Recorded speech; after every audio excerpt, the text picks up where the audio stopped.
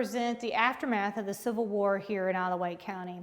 In Isle of Wight County in 1861, when Virginia seceded from the Union, all able-bodied men joined the Confederate Army, leaving behind men, women, and children, the men being usually aged over the age of 45 or 50.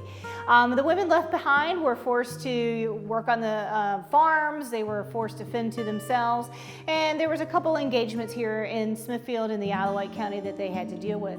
But one of the biggest problems with the Civil War was the loss of life, and many people lost husbands, fathers, uncles throughout the war, and mourning became kind of a cultural icon here in the Virginia and in North America alone, the United States.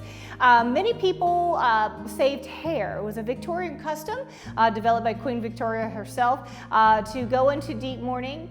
Things like jet beads, which are stones that are a little bit shiny, as you see here, to be worn, as well as hair from your deceased family member. And hair was cut and produced into things like brooches, necklaces, earrings, and pins. And this is a way to remember your loved one. There's also photographs taken. Now, the Civil War was famous for the development of embalming techniques, and if your family could afford to, they could embalm you there right off the battlefield and bring you home for burial. But most soldiers were buried in the field, and their family had to continue mourning them without seeing them ever again. So mourning became a common look. You'll see a lot of people, they talk about in journals and diaries, a lot of women in town wearing their mourning gowns and their mourning jewelry. So a few pieces of mourning jewelry to show the devastation of the Civil War in the region.